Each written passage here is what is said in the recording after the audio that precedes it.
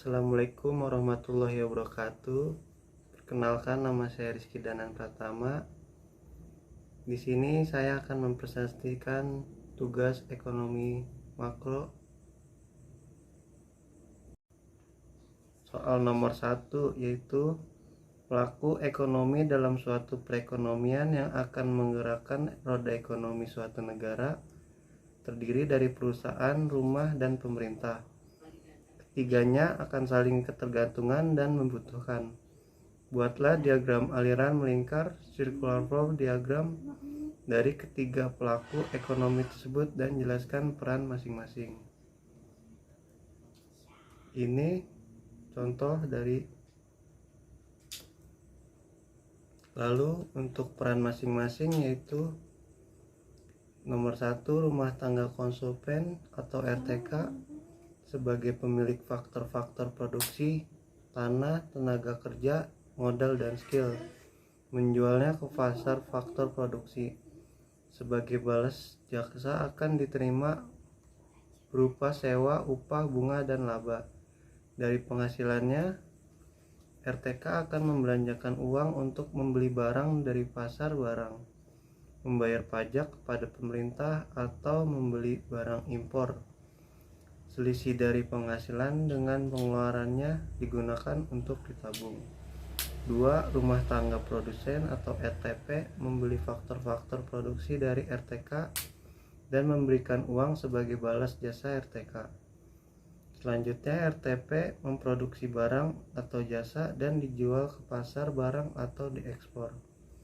Hasil penjualan tadi yang berupa uang digunakan selain untuk membayar faktor-faktor produksi juga digunakan untuk membayar pajak kepada pemerintah dan melakukan investasi. Yang ketiga, rumah tangga pemerintah atau negara atau RTN memperoleh pendapatan dari penerimaan pajak pribadi, pajak usaha, biaya masuk, dan sumber lain. Pendapatan ini digunakan pemerintah untuk membangun negara dengan cara belanja barang, membayar gaji pegawai negeri, memberikan subsidi, dan lain-lain. Yang kedua, jelaskan pengertian disposable income dan bagaimana rumus fungsi YD. Secara umum, disposable income adalah sejumlah dana yang diperoleh dan hasil pengurangan income atau pendapatan pribadi dengan total pengeluaran pajak. Pajak yang dimaksud bisa berupa pajak bumi dan bangunan, yaitu PBB, pajak penghasilan PPH, pajak kendaraan, dan lain-lain. Di mana YD adalah disposable income, YP adalah pendapatan pribadi, T adalah pajak, C adalah konsumsi, dan S adalah tabungan. Rumus disposable income yang pertama memberikan pemahaman bahwa disposable income diperoleh dari pendapatan pribadi dikurangi pajak. C sama dengan A tambah B X YD. Keterangannya, C disebut sebagai konsumsi, YD disebut sebagai pendapatan, A disebut sebagai konsumsi dasar yang tidak tergantung pada pendapatan, B disebut konsumsi marginal. 3. Bagaimana bentuk fungsi dari konsumsi setelah dikurangi pajak? Fungsi konsumsi merupakan suatu kurva yang menggambarkan sifat hubungan antara tingkat konsumsi rumah tangga dalam perekonomian dengan pendapatan nasional atau pendapatan disposable perekonomian tersebut. Pendapatan disposable adalah pendapatan neto yang siap dibelanjakan setelah dikurangi pajak. Fungsi konsumsi setelah dikenakan pajak yaitu C sama dengan C0 ditambah B kali YD, atau CT sama dengan C0 ditambah B Y dikurang T, T sama dengan pajak. 4. Keseimbangan pendapatan nasional 3 sektor apabila pendapatan sama dengan pengeluaran. Bagaimana fungsi keseimbangannya? Perekonomian 3 sektor akan seimbang pada pendapatan nasional apabila penawaran agregat sama dengan permintaan agregat, atau Y sama dengan C ditambah I ditambah G, di mana Y adalah penawaran agregat dan C ditambah I ditambah G adalah permintaan agregat. Ditinjau dari aliran pendapatan dalam perekonomian 3 sektor, berlaku kesamaan Y sama dengan C ditambah S tambah T. Jadi dengan demikian, keseimbangan pendapatan nasional adalah C tambah I tambah G sama dengan C tambah S tambah T. Jika C dikurangi dari setiap ruas, maka I tambah G sama dengan S tambah T. Dalam perekonomian tiga sektor, I dan G adalah bocoran dari sirkulasi aliran pendapatan, sedangkan S dan T adalah suntikan. Jadi dalam keseimbangan ini juga berlaku keadaan bocoran, yaitu suntikan. Kesimpulan perekonomian tiga sektor yang mencapai keseimbangan akan berlaku keadaan Y sama dengan C tambah I tambah G atau I tambah G sama dengan S tambah T. 5. Jelaskan maksud sifat hubungan di antara MPC tambah MPS sama dengan 1 dan APC tambah APS sama dengan 1. Hubungan di antara konsumsi tabungan dan pendapatan ilmiah yang dijelaskan dalam konsep marginal propensity to consume atau MPC atau marginal propensity to save MPS dan average propensity to consume APC. Marginal propensity to consume yaitu konsumsi dipengaruhi utamanya oleh besarnya pendapatan. 1. Marginal propensity to consume menggambarkan seberapa besar kecondongan perubahan konsumsi akibat dari adanya perubahan pendapatan. Sederhananya, MPC merupakan kecondongan marginal dalam konsumsi. Dari pemahaman ini, MPC dapat dirumuskan sebagai berikut. MPC sama dengan delta C dibagi delta YD, di mana MPC sama dengan marginal propensity to consume, delta C sama dengan konsumsi, dan delta YD sama dengan perubahan pendapatan. Yang kedua, marginal propensity to consume menggambarkan seberapa besar kecondongan perubahan konsumsi akibat dari adanya perubahan pendapatan. Sederhananya, MPC merupakan kecondongan marginal dalam konsumsi. Dari pemahaman ini, MPC dapat dirumuskan sebagai berikut. MPC sama dengan delta C per delta YD, di mana MPC sama dengan marginal propensity to consume, delta C sama dengan perubahan konsumsi, delta YD sama dengan perubahan pendapatan.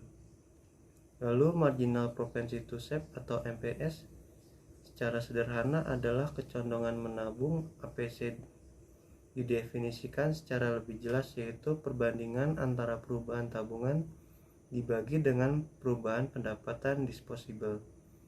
Marginal propensity to save atau MPS dapat dirumuskan sebagai berikut.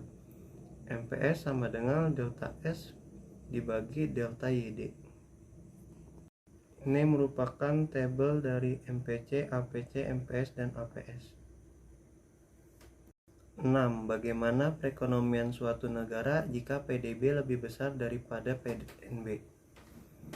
Perbedaan antara PDB dengan PNB. 1. PDB yaitu produk domestik bruto adalah jumlah produk berupa barang dan jasa yang dihasilkan oleh unit-unit produksi di dalam batas wilayah suatu negara selama setahun, termasuk yang dihasilkan oleh perusahaan asing asalkan wilayahnya masih dalam wilayah suatu negara. PDB sama dengan pendapatan WNI di dalam negeri ditambah pendapatan WNA di luar negeri. PNB sama dengan produk nasional bruto, adalah nilai produk berupa barang dan jasa yang dihasilkan oleh penduduk suatu negara selama 1 tahun, termasuk yang dihasilkan oleh warga negara tersebut yang dihasilkan di luar negeri. Jika perekonomian suatu negara menggambarkan nilai PDB lebih besar daripada PNB, maka tingkat produksi barang dan jasa yang mampu dihasilkan oleh WNA di negara M lebih tinggi dibandingkan tingkat produksi warga negara M yang berada di luar negeri M. Salah satu penyebabnya yaitu tingkat PMA, penanaman modal asing, atau investasi asing yang tinggi pada negara. 7. Salah satu manfaat perhitungan pendapatan nasional adalah untuk mengetahui struktur perekonomian negara. Bagaimana cara mengetahui struktur perekonomian negara? Berdasarkan sektor-sektor perekonomian yang berkontribusi terhadap pendapatan nasional. Salah satu manfaat perhitungan pendapatan nasional adalah untuk mengetahui struktur ekonomi suatu negara.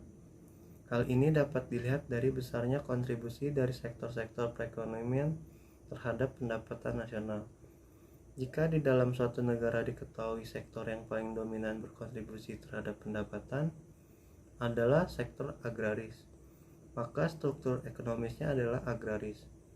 Dan begitu pun sebaliknya, jika di dalam suatu negara diketahui sektor yang paling dominan berkontribusi terhadap pendapatan adalah sektor industri, maka struktur ekonominya adalah industri. 8. Dalam perekonomian, fungsi tabungan adalah S sama dengan min 200 ditambah 0,Y. Pendapatan nasional pada keseimbangan adalah 2000. Hitunglah berapa investasi dalam ekonomi itu. 1. Diketahui fungsi tabungan S sama dengan min 120 ditambah 0,25Y. Investasi I sama dengan 30. Ditanyakan pendapatan nasional keseimbangan. Pendapatan nasional keseimbangan terjadi saat Y sama dengan C tambah I. Dapat dimodifikasi menjadi Y kurang C sama dengan I, di mana Y kurang C sama dengan S.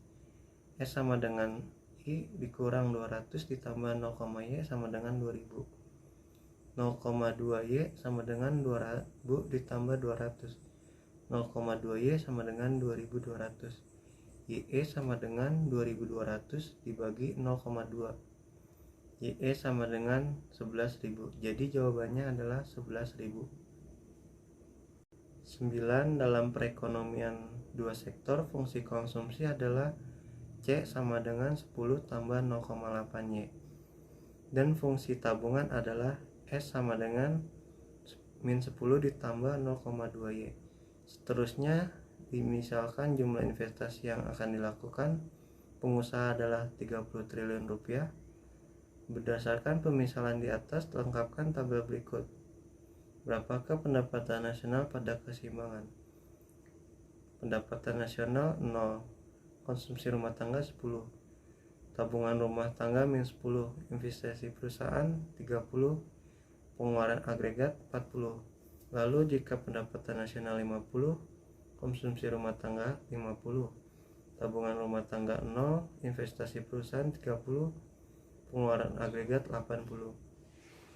Jika pendapatan nasional 100, konsumsi rumah tangganya 90, tabungan rumah tangga 20, dan penilaian perusahaan 30, pengeluaran agregatnya 120. Pendapatan nasional 150, berarti konsumsi rumah tangga 130, tabungan rumah tangga 20, investasi perusahaan 30, pengeluaran agregat 160.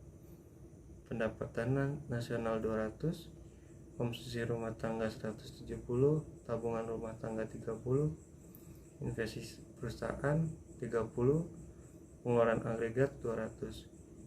Lalu untuk pendapatan nasional jika 250, konsumsi rumah tangga 210, tabungan rumah tangga 40, investasi perusahaan 30, pengeluaran agregat 240. Jika 300, konsumsi rumah tangganya 2,5, tabungan rumah tangganya 50, investasi perusahaan 30, pengeluaran agregat 280. Pendapatan nasional 350, konsumsi rumah tangga 290, tabungan rumah tangga 60, investasi perusahaan 30, dan pengeluaran agregat 320. Jika pendapatan nasional 400, maka konsumsi rumah tangganya 330, tabungan rumah tangga 70, investasi perusahaan 30, pengeluaran agregat 360. Itu saja yang bisa saya sampaikan, kurang lebihnya mohon maaf. Assalamualaikum warahmatullahi wabarakatuh. Terima kasih.